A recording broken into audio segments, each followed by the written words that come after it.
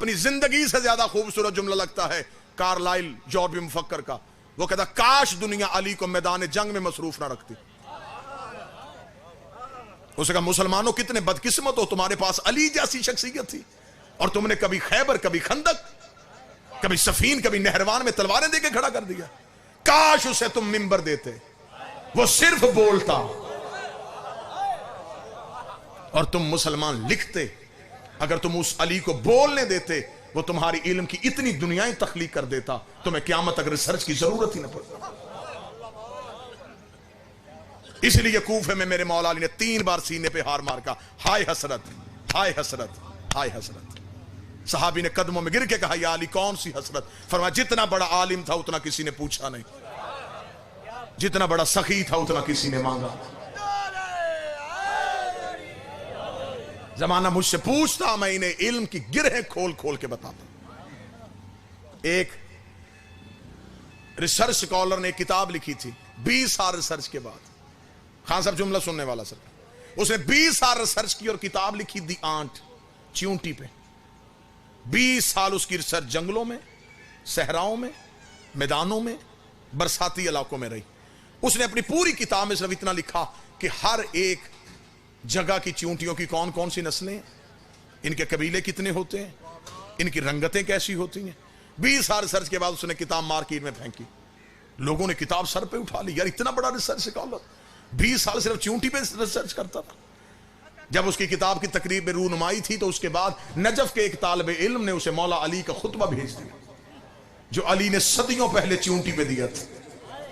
جب اس نے وہ خطبہ پڑھا اس نے سر پکڑ کے کہا کاش میں یہ خطبہ پہلے پڑھ لیتا، میرے 20 سال ضائع نہ ہوتے۔ سطر سونے کے ساتھ لکھنے والی ہے۔ اس نے کہا میں نے 20 سال ریسرچ کر کے صرف اتنا پتا کیا کہ چیونٹی کی نسلیں کتنی ہیں، وہ صدیوں پہلے بتا گیا کہ چیونٹی کے بدن میں رگیں کتنی،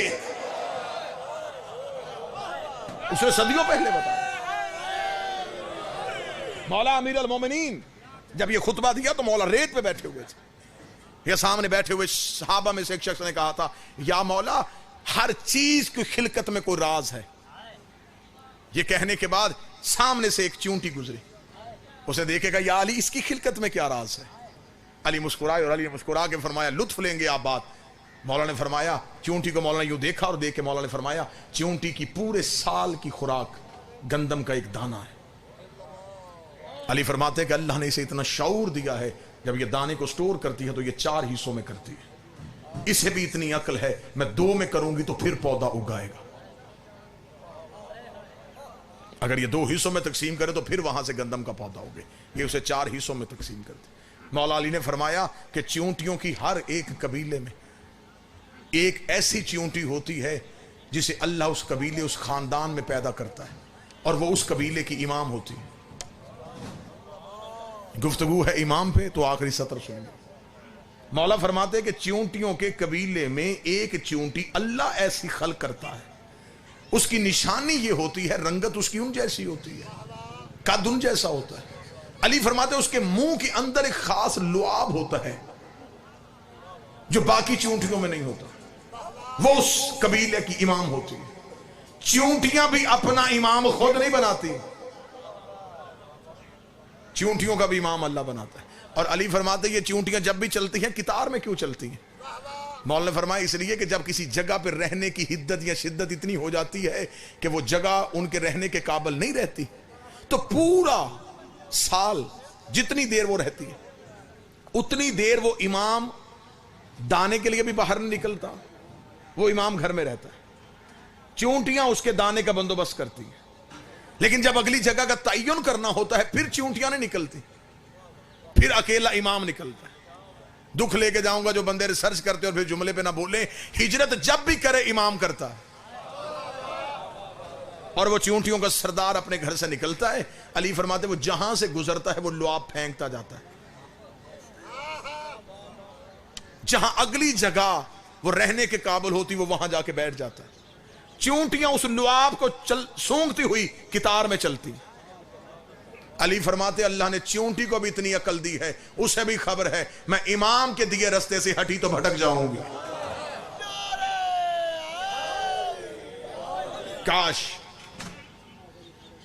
مسند علم صرف علی کے لیے سجایا جاتا، تو آج علم کی دنیائیں تخلیق ہو جاتی، لیکن جتنا بڑا بادشاہ تھا امت نے اتنا ہی بدلا اس علی کی بیٹیوں سے۔ اللہ بانیان کی صبح سے لے کے شام تک کی یہ مخصوص عقیدت کی عزاداری بارگاہ رب العزت اس خاندان عزت کے صدقے سے قبول فرمائے۔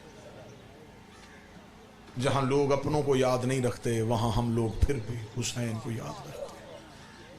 1400 سال ہو گئے ہیں کربلا کے ریت میں گرا تھا رسول کا بیٹا، آج تک یہ قوم مٹیوں پہ بیٹھی اس حسین کو رو رہی ہے۔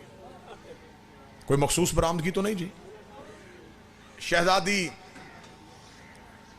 کیونکہ یہ شب جو ہوگی یہ مخصوص ہو جائے گی فاتح شام کے ساتھ، تو میری کوشش ہے کہ میں 2-4 درد اسی بی بی کے پڑھوں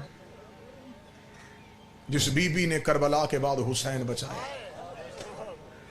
اس بی بی کا لقب ہے ثانی زہرا، دوسری زہرا۔ مدینے سے چلی بطول، مکے آئی جانشین رسول، کربلا میں 8 دن حسن بن کے حسین کو تسلیاں دی، شام غریباں کی ایک رات آئی زینب عباس بن گئے۔ پھر غازی کے لہجے میں بی بی نے پہرا دیا، صدا تو غیر صدا سے معافی مانگ کے کربلا سے چلی میری عالیہ کوفہ، کوفہ سے شام، شام کے بازار، شرابیوں کے دربار، 72 گلیاں، 144 موڑ، ان بازاروں سے گزرتی ہوئی پھر مدینے سے گزر کے پھر قید ہو کے دوبارہ شام، 6666 میل ننگے پاؤں ننگے سر سفر کر کے 15 رجب کو شام کی پہاڑی پہ آ کے رو کے کہتی میرے اللہ اب زینب تھک گئے گی،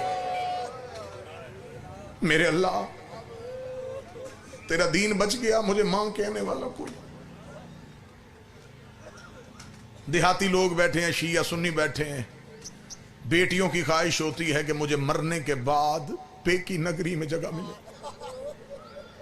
میں منبر پہ دعا کرتا ہوں اللہ 7 بھی بیٹے دے، ایک بیٹی ضرور مانگنا۔ بیٹے جگیروں کے وارث ہوتے ہیں، بیٹیاں جنازوں کی وارث ہوتی ہیں۔ بیٹے 7 بھی ہوں پوری رات میت پہ بیٹھ کے روتے نہیں، بیٹی 1 بھی ہو پوری رات جنازے سے اٹھتی نہیں۔ اللہ نے علی کو فاتح شام جیسی بیٹی عطا فرمائی۔ صدا تو غیر صدا 2 چیزیں بیٹیاں اپنے پے کے گھر سے ضرور مانگتی ہیں، ایک عید، ایک کفن۔ اللہ نہ کرے بہن امیر ہو بھائی غریب ہو نا، عید سے پہلے بچوں کو بتا دیتی ہے اگر تمہارا ماموں آئے اسے عید نہ مانگنا، وہ غریب ہے، اسے دی نہیں جائے گی۔ بھائی کچھ بھی لے کے آئے نا، بہن سر چوم کے کہتی نا مجھے کسی چیز کی ضرورت نہیں، مجھے صرف اتنا ہی بہت ہے تو میرے گھر آ گیا۔ لیکن غریب سے غریب مزدور بھی بھائی ہو نا، بہن پوری زندگی ایک منت کرتی ہے، دیکھ پوری زندگی میں نے تجھ سے عیدیں نہیں مانگی، آخر میں بھی دوسرے خاندان میں رہتی ہوں، جب میں مر جاؤں نا میرا کفن لے آنا، کہیں سے ادھار لے لینا، کہیں سے قرض لے لینا، کفن میرا ضرور لے کے آنا۔ غریب سے غریب بھی بھائی ہو وہ کفن ضرور لے کے جاتا ہے۔ میں نے اپنی آنکھوں سے دیکھا ہے، بھائی زیادہ ہونا تو ہر بھائی اپنے حصے کا کفن لے کے آتا ہے۔ کوئی کہتا نہیں مجھے قرآن پڑھاتی رہی ہے، کوئی کہتا نہیں مجھے انگلی پکڑ کے چلنا سکھاتی رہی ہے، ہر بھائی کہتا میری بہن کو میرے حصے کا کفن ملے، رکھ میرے سر پہ قرآن۔ ادھر 15 رجب شام کی پہاڑی پہ علی کی بیٹی پہ موت آئی، سجاد رو کے کہتا اماں معاف کرنا، میرے پاس کفن ہوتا میں سکینہ کڑتے میں نہ دفنا، اماں مجھے معاف کر دے۔ اماں سجاد جنت سے کفن منگوائے، علی کی بیٹی کی آواز ہے نا سجاد جنت سے کفن تب منگواتی اگر میرے حسین کا کفن ہوتا، میں بے کفن کی بہن ہوں۔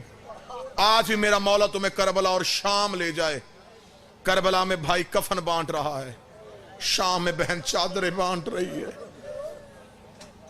بیٹی اپنے گھر سے پے کے گھر میں واپس آئے نا جی،